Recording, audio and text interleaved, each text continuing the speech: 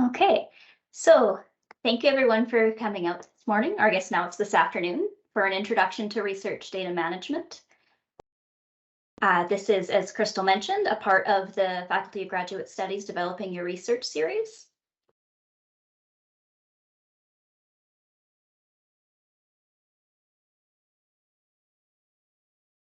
Oops, I think you muted yourself there, Robin. I hit spacebar to advance the slides, and that in Teams is a mute. My apologies. So as I mentioned before the recording started, it is Love Data Week this week, so I threw in a link in the chat to the events calendar if anyone wants to go and see what other open webinars might be available from other institutions to check out. I use my mouse to advance the slides. I shouldn't mute myself. There we go. So just to give a brief overview of today's presentation, I'm going to give an introduction to what research data management is, how it's being defined, some emerging requirements for research data management, a brief introduction to some of the considerations if you're creating a data management plan, and also highlight a bit about the DMP Assistant, which is a tool that you can use to create data management plans. And throughout this presentation, I have slides that are kind of takeaways and tools slides, which I've compiled into the handout that is linked in the chat. Those slides give resources, templates, and other tools that you may want to use for data management. Okay, so to begin, what is research data management? So research data management is a general term for how you plan for and carry out the handling of your data for your research project, from those early planning stages through your data gathering and generation into active analysis and processing, and then thinking about what do you do with that data long term? Do you need to deposit it somewhere? What's the appropriate way to store it? Do you have any requirements for how long you should keep your data after you complete your project? So research data management means planning for and carrying out processes that are related to your data collection, any documentation, any necessary storage and backup, any preservation, and also thinking about who you might need to share the data with, what types of roles or responsibilities people may have in relation to the data.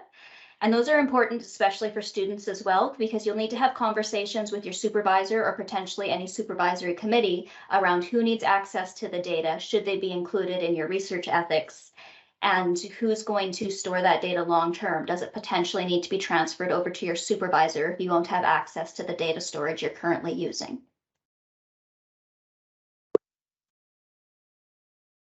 Next on screen here, there's a lovely animated graphic that goes over some of the key stages of the research data lifecycle. So really what we're trying to promote with the idea of research data management is thinking about what you need to do with your data throughout the full cycle of a project and potentially beyond.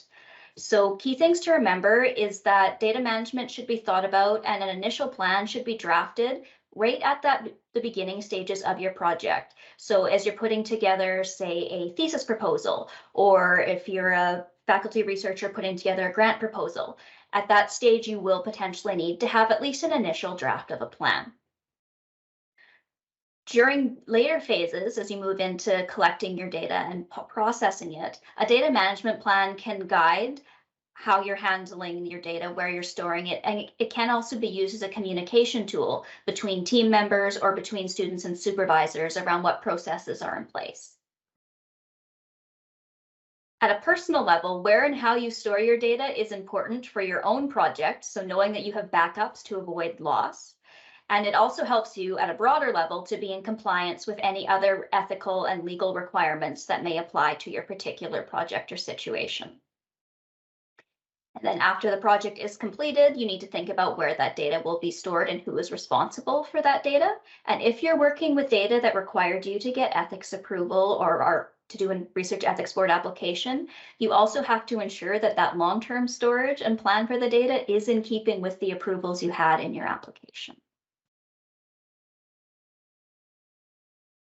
So talking about research data management more broadly, it is a part of research culture, and it's considered an important aspect of doing rigorous research. It can support open scholarship by documenting processes and making them more transparent so that data can be more easily shared and reused. It also contributes then to the replicability of your study. Preserving data and making it accessible for reuse is also a way of recognizing the funds and efforts involved in data collection and generation, and in not duplicating additional work if you make your data available to someone else. When we think about best practices in research data management, there are some important principles to consider. One set of principles is called the FAIR principles. They're findable, accessible, interoperable, and reusable. So the Go FAIR initiative promotes these principles and they underlie research data management practices. So the idea here is that the first step in being able to reuse data is to be able to find it. So there's the findable principle. You also want it to be accessible. So once the user can find the data, they need to know how the data can be accessed and if maybe they require particular authentication or credentials or other authorizations before they can access a data set. For data to be interoperable, it often needs to be integrated with other data. So maybe you find a data set that can partially answer your research question, and now you need to go somewhere else and combine it with another data set to have all the data that you need.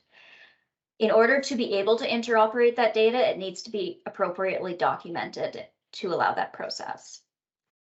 And then for the reusability principle, that's the ultimate goal of FAIR data, is to optimize that reuse. So all data and metadata needs to be, as I said, well described so that it can be replicated and combined in different settings. And any usage permissions and provenance, so how and where the data came from, should be made clear.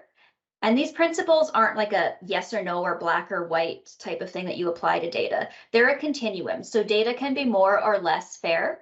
For example, a fully open data set may not be possible if you're working with human participant data. It's probably going to have some other form of permissions around it before someone can access it for reuse. So two more important sets of principles to consider here are related to the use of Indigenous data or collection of Indigenous data. So CARE and OCAP are particularly relevant if you're working with Indigenous communities or data about Indigenous peoples and lands. So they're important and support Indigenous data sovereignty. So the CARE principles include collective benefit, which is that data ecosystems should be designed and function in ways that enable Indigenous peoples to derive benefit from the data. Authority to control, where Indigenous peoples' rights and interests in the data should be recognized and their authority to control that data needs to be empowered. There's responsibility. So those working with Indigenous data have a responsibility to share how those data are used to support Indigenous people's self-determination and collective benefit. So there's a key piece related to responsibility around accountability for how meaningful relationships are created and sharing is taking place. And then lastly, for the CARE principles is ethics. So Indigenous people's rights and well-being should be the primary concern at all stages of the data lifecycle and across a data ecosystem. In the Canadian context, we also have the OCAP principles, and they're specific to First Nations and are maintained by the First Nations Information Governance Centre. These principles include ownership, control, access, and possession. And you can actually go and get further training on the OCAP principles through the First Nations Information Governance Centre. I would highly recommend that if you are working with Indigenous communities or Indigenous data in any way. So next, we'll just cover some benefits and advantages of research data management. Having robust practices that you've documented supports efficiency and organization. By standardizing those ways your data will be collected and dealt with and documenting practices for team members' reference. It can make personnel transitions and communication easier. And in the case of graduate students and supervisors, it can be a really good way to keep those communication channels open with your supervisor around responsibilities with the data, how it should be handled, and who's responsible for long-term storage and all those sorts of pieces. It also can increase the visibility and recognition for work with data. So if you're planning for long-term preservation and long-term access through depositing data in a repository, that can make your data available for reuse. And that means that people should be citing that data. So increasing recognition of the work you did in that avenue. which in itself contributes to open scholarship through that potential for data reuse and the replicability of studies. And lastly, to highlight here, all of these good practices also help you to comply with any funder, institutional, or publisher policies related to data management and data sharing. So for this section, and this slide is included in the handout, there are some takeaway tools and resources. So I've put together a brief guide to research data management that's available online. That's the first link. The Alliance Research Data Management Group, so that's the subset of the Digital Research Alliance of Canada that focuses on creating and developing capacity for research data management, has put together a lot of training materials. So I've linked their Zenodo library here, which is a repository where they have put guides, primers, examples, templates, and other resources. There are some introductory guides that have been created by Eugene Barsky at UBC that I've linked here as well. And then I've also put links in directly to the FAIR principles and to the Global Indigenous Data Alliance and First Nations Information Governance Center because they maintain the CARE principles and OCAP principles.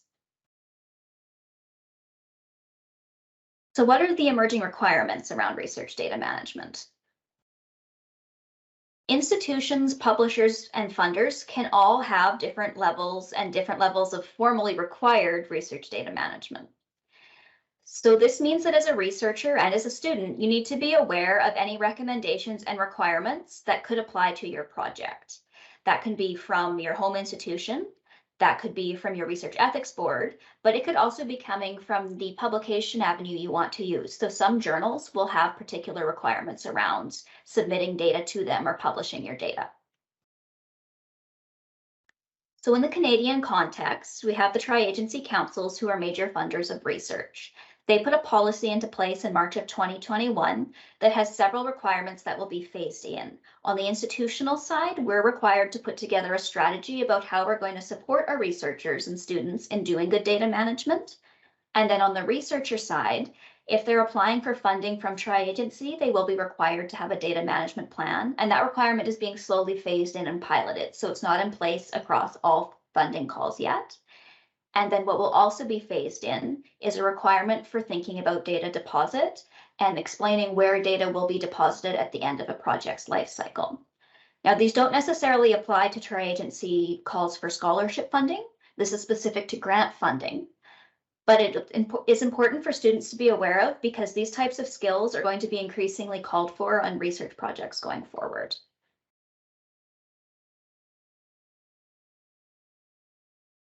So to get into these requirements a bit more, there's the requirement for data management plans, which a data management plan will describe how data will be collected, documented, formatted, protected, and preserved. So that's going back to the start of the presentation with the research data lifecycle. The plan should cover all aspects of that.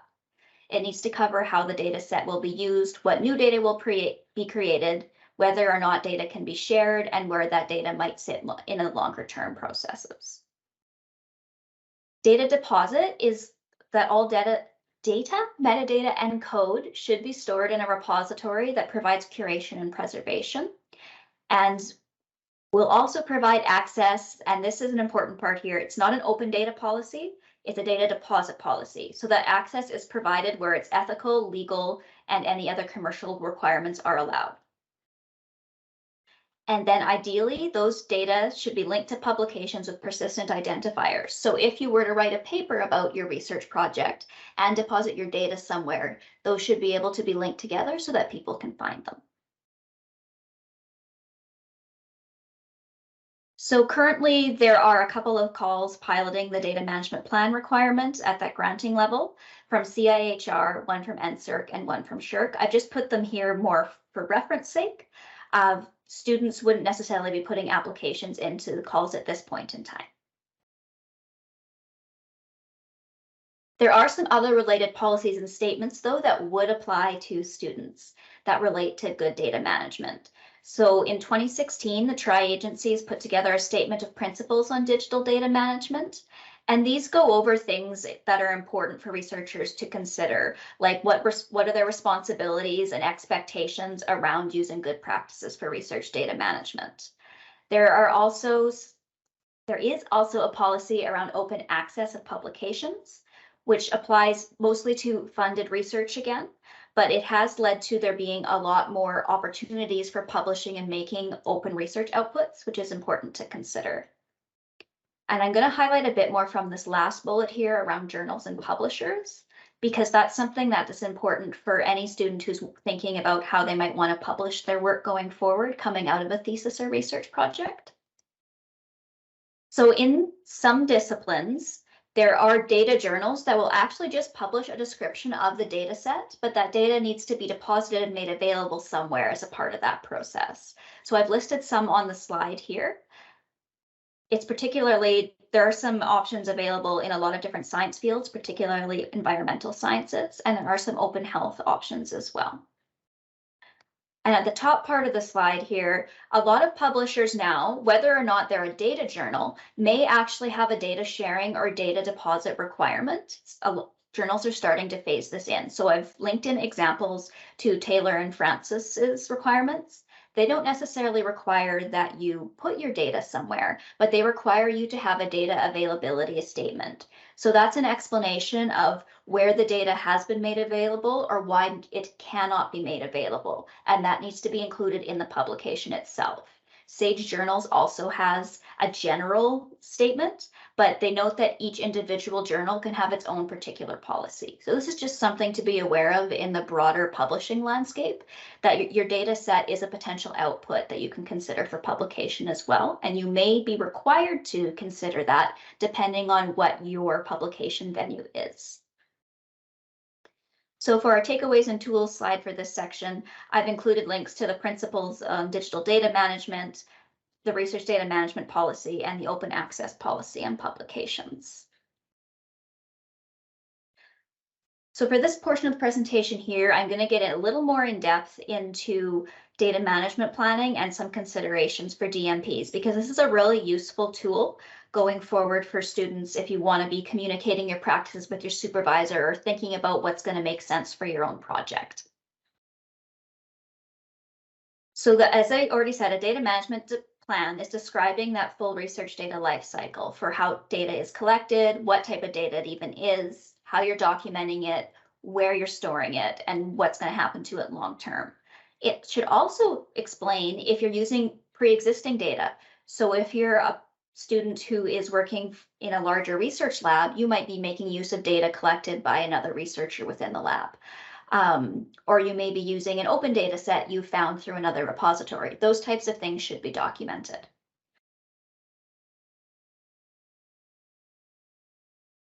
So in putting together a plan, there is a consideration for any ethics components you may need. And if you want to or are required to share your data, you need to plan for that from early on. If you have human participants, they should be notified and consent to data being released. And this is typically done on the consent form when participants are doing that initial consent to participate in your study. If you don't do it at that point in time, your research ethics board may require you to reconsent all of your participants to do data deposit later. So how you intend to use the data and whether or not it can be reused is determined by the language in that consent form. And ideally, you should try to make your data as open as possible, but keep it as closed as is necessary. And there are some ethical principles around that as well. So I've noted on the slide here that the most recent update to the Tri-Council policy statement on the ethical conduct of research, which came out in stated 2022, it was largely circulated in early 2023. It now includes a specific section on the broad consent for storage of data and human biological materials for future unspecified research. So if you're thinking about your ethics application, if you have human participants, you should be going through that section of the TCPS2 and thinking about how you need to address those areas. And that's something that you can contact our research office and our research ethics officer and myself about if you have any questions. So some takeaway tools and resources here are the actual policy statement around the ethical conduct of research, and then Portage, which is now the Alliance Research Data Management kind of group, have created a 3-part toolkit that can be quite useful here. So there's a glossary of terms for sensitive data used for research purposes. There's a research risk matrix, which might be helpful if you're trying to figure out, well, how risky is my research project? How much protection should I have on my data?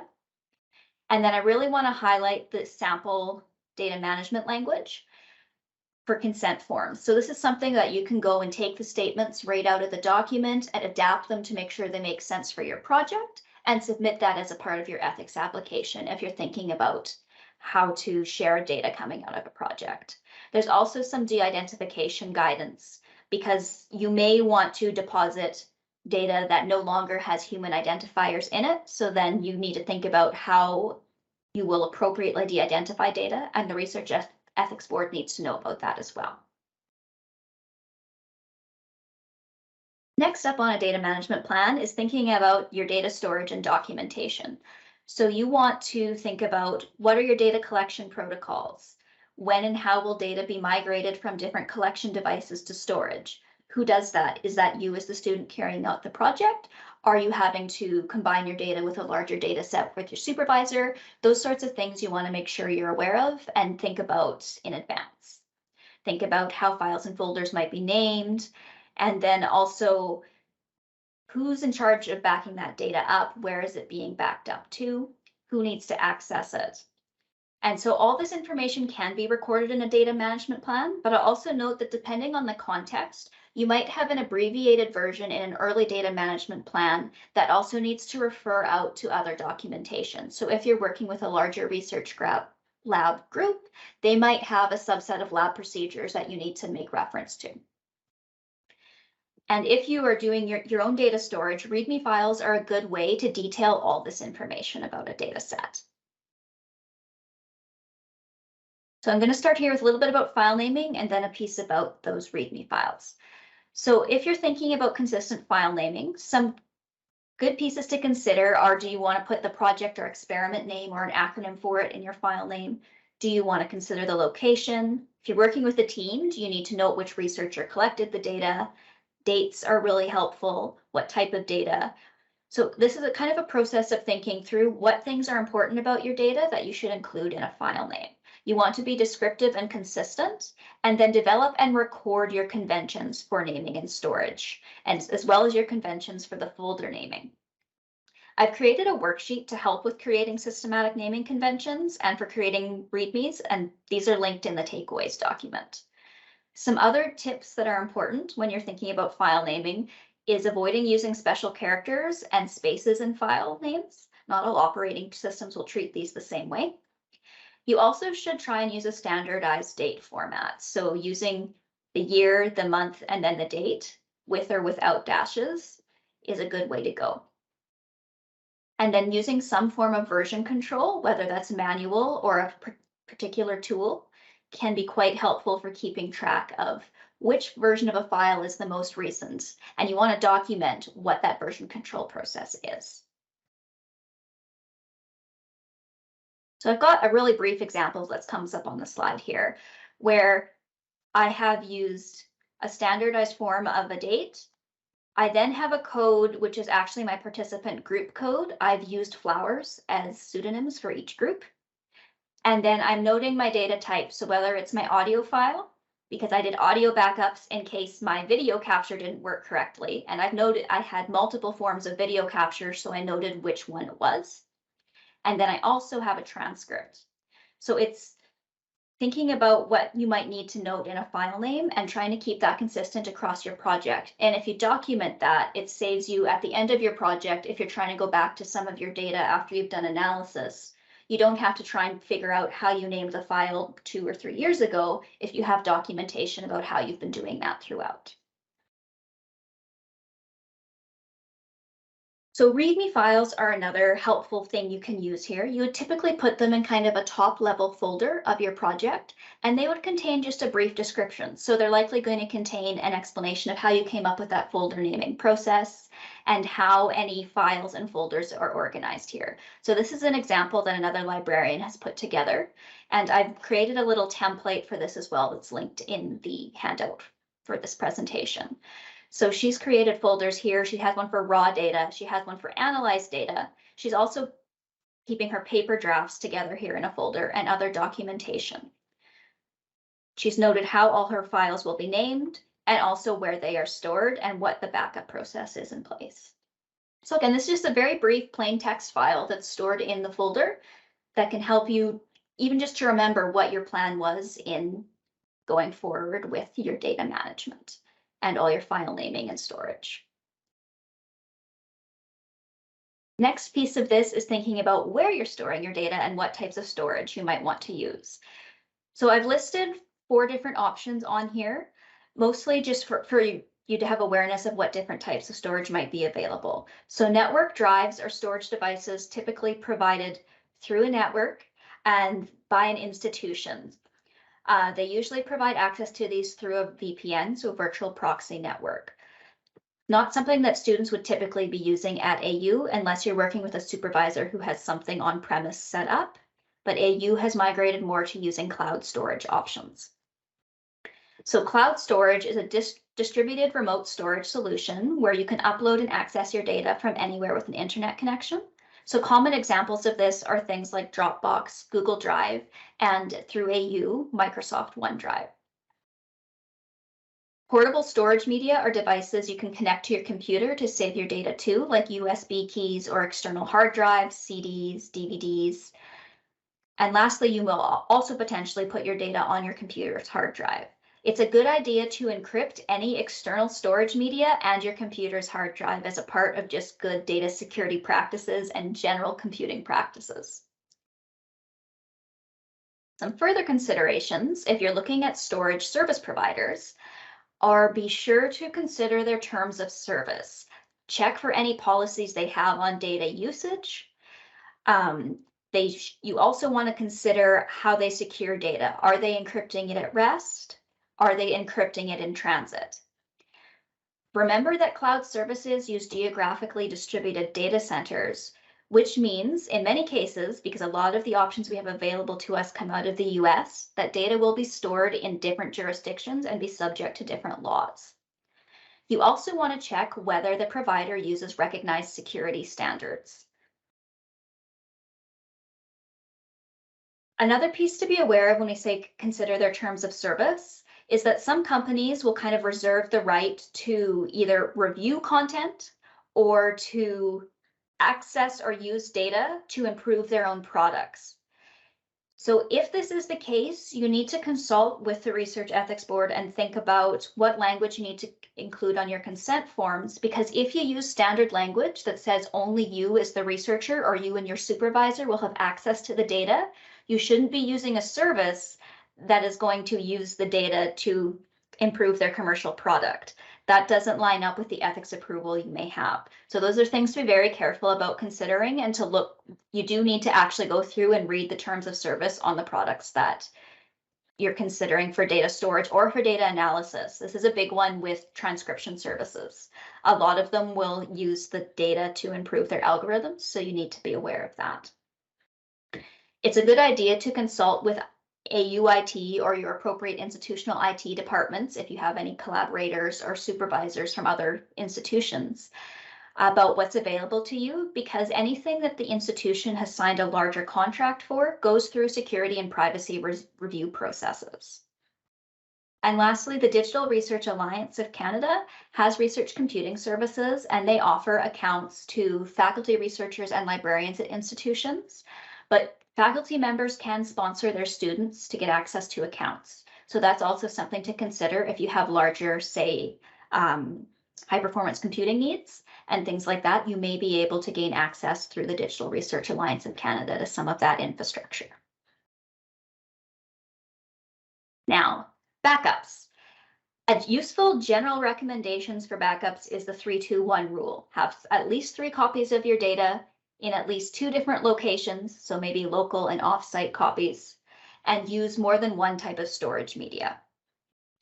So this helps protect you from data loss and having to redo portions of your project or analysis. It can help protect against power failure, hardware failure, viruses, hacking, and also human error. And I want to highlight human error in particular in relation to cloud storage services. Most cloud storage services are purposely keeping copies of your data distributed across their data centers. but you want to make sure you understand how their backups work and how that works. Because in a lot of them, if you delete one copy, it deletes all copies. So there isn't that protection from human error unless they have that built into the system as well. So it's something to be aware of, so you want to protect yourself from accidentally deleting your data. And if you're using anything provided by a particular institution, you'll want to know if they have any policies or practices in place around backing up data. So for instance, computers provided by Athabasca University are automatically backed up. So if you're using storage or something provided by someone else, you need to be aware of any IT policies they may have related to their hardware and equipment. So I've included on this takeaway tools and resources slide some file naming advice and a worksheet on developing file names. There's also a metadata standards catalog. So, and this is more relevant to some disciplines than others, but you may want to, in your data management plan, if you're using any sort of standard around how you are documenting and describing your data, you should be stating that in a data management plan. And so this catalog is a grouping of different types of standards that are used for data. There are different README templates you can use to document your data. So I've included one here from a repository that they ask for when you're depositing data. I've included a link to one from the University of Cornell, and I've also included a really simple one that I have created that's openly licensed. You can just go and use however you like. And lastly, on this slide, there is a link to what was previously Compute Canada, that is now the Alliance, Digital Research Alliance of Canada's Advanced Research Computing Area, which is a potential place where you may be able to get sponsored by a supervisor to have an account if that's something that's necessary for your project. Okay, so we've been kind of working through different aspects of that research data lifecycle as we go through this presentation. So as we're heading towards closer to the end stages of a project, there's data deposit as a consideration. Data deposit is much easier though if you've planned for it earlier on in your project.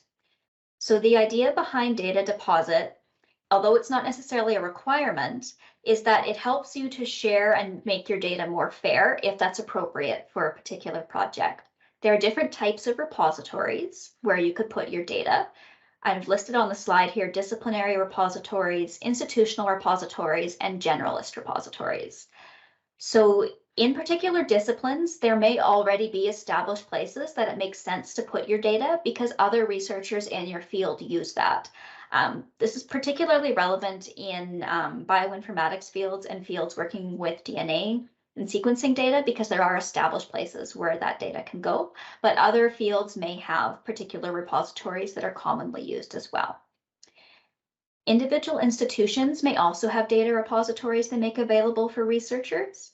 We do not currently have one at Athabasca University, but we're working towards having one in the next few months. And then there are also generalist repositories. So these are non-discipline specific repositories. They often will take any data type. The Federated Research Data Repository is an option in Canada for medium to large data sets, and they have a default storage allocation of 1 terabyte. So they can take on a bit larger sets of data. One thing to note with Further though is they currently can only take data sets that can be made open. So when you're thinking about where you might want to put the data at the end of your project, you want to consider that fit for your project and discipline. Are others likely to find the data? Does the repository offer you some support or help with curating your data? So do they have any requirements around how it needs to be prepared for deposit and what type of documentation you have to have? That's part of that curation process. A really big one, especially if you're publishing or working with a publisher that wants your data deposited, is the provision of a persistent identifier. So that's something like a digital object identifier or DOI. Some publishers are now requiring that you provide the DOI with the data set when you go to publish your research paper on your project. Additionally, you can check whether or not the repository is making any particular statements around how long they're preserving data for and what type of preservation they have in place. And lastly, some repositories will have also sought out additional certification around their preservation practices. And this is a growing area. There is actually a particular certification repositories can now get related to data preservation. and it's called the Core Trust Seal. So on this takeaway slide, I have a link to the Federated Research Data Repository. It's nationally supported by the Digital Research Alliance of Canada.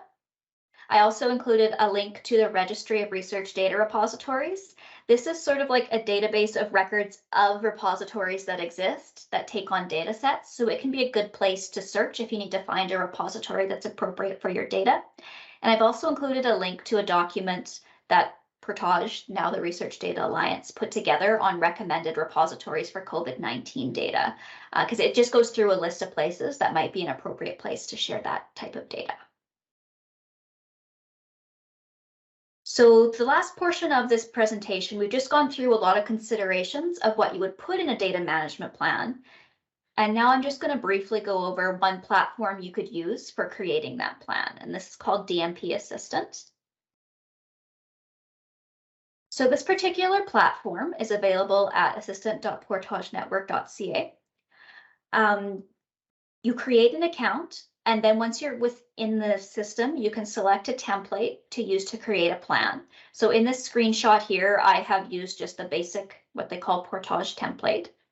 It covers questions around data collection, documentation, storage and backup, preservation, sharing and reuse. So you see, these are all the topics we've just covered around data management plans. It also has tabs for sharing, requesting feedback. So if you go and set your affiliation as Athabasca University and request feedback on your plan, that will send the library an email asking me to go and review your plan and provide you some feedback. You can also download the plan out to export it and share it with people. So I have worked with a graduate student whose committee asked to have the plan shared with them. So she shared it with her entire examining committee as well as her supervisor, and her supervisor went back and forth in the plan and provided some support for that.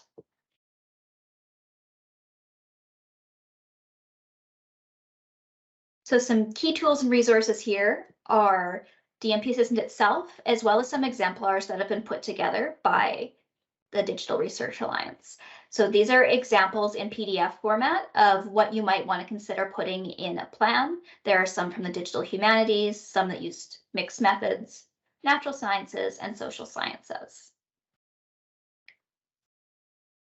There are also different templates available within that DMP Assistant platform. Some of them are made to be specific to certain types of research, so they may provide a little bit of additional guidance, say if you're doing a systematic review, if you're doing advanced research computing, or if you're doing arts-based research. Although generally you can just go in and use the basic template. It's a good place to start, especially if you're new to doing research data management. And what I can do here is I'm going to come back out to take questions, but I can also do a brief demo of the DMP Assistant platform and what it looks like if people are interested in seeing that. So I'm just going to bring up my thank you questions slide here. You could feel free to email me. I will put the link to the RDM guide in the chat once I stop sharing my screen. And you can also book an appointment either by emailing me or using the QR code here to go to the bookings calendar.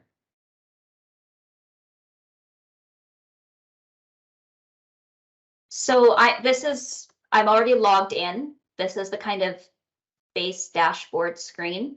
It's listing all the plans that I have. I have quite a few here because I have access to a couple of extras that people have asked for feedback on. I'm just going to go into as if I'm creating a new one. So there's a button down here to create a plan. And you give it a title. I'm going to make this sample plan 4. And I'm going to check the mock box largely because this isn't a real plan for a project. It helps for on the back end as an administrator, I can see how many plans have been created at our institution. I can't see anything in them, but it helps me to know if people are finding this as a useful tool. So I just check the box if it's not going to be a real plan. And then if you set this affiliation, it gives you access to the feedback part later. So I'm going to can't I create a plan? Oh, it's not recognizing this is selected. I'm going to select it from the drop down. There we go. And then when it asks which template to use, I would suggest the wording is awkward. So Portage is the name of the group that originally set this up, which is why they all say Portage template, because it was created by Portage. The Portage template here is kind of the basic one. So I'd suggest starting there. If I go and create this plan, it's got a brief part for the details about the project, anybody involved in the project, and then the part where you're actually going to write the plan is this next tab. So the plan overview just tells you what all the questions are in the plan, and the write plan tab itself is where there's actually little boxes here. So what types of data are you going to collect? You'd answer the question, and it gives some general guidance around giving answers. So do you have tabular data, which is something that would typically be in a spreadsheet. If you're doing a qualitative study, maybe you have audio or video data. So you just want to answer in a brief couple sentences or more, depending on how complex your project is, in each of the boxes. The comments piece here is helpful because you can then go in on the sharing button here at the top and invite a collaborator. And if you make them read only, can view and comment, and then editors can actually change answers. So you might want to discuss that with the supervisor or team member about what makes sense. But if you add them into the project, they will get an email with a link to the plan that will ask them to create an account if they don't already have one. And then they can come into this screen as well. And in the comments piece here, you can have a conversation back and forth about the answers if needed, which can be important, particularly if you have questions around, well, where do I store my data long term? Are you working in a research lab where maybe you want the data to go back to the lab? Or if you're working with community, you might need to think about, well, how do I transfer my data to the community members, that sort of thing. So you can document that all in here. And then lastly, I'm just going to highlight here this request feedback tab. So you can, when you hit this button, it sends an email to us in the library, and then I can go through and I will actually go in on this tab and use the comments feature as well to provide some feedback on the plan. If you're working with a supervisor or a team who maybe don't want to go in and use the platform itself, you can also download your plan out as a PDF or as a Word document. If you prefer to work offline rather than in the platform, you can also just download it out as an empty, like without answering any questions like I have here, as a document. And then you could go and answer all the questions in Word. So those are all kind of options for working in the platform. Thank you all for joining us for this introduction to research data management. If you have any questions, please don't hesitate to reach out to the library.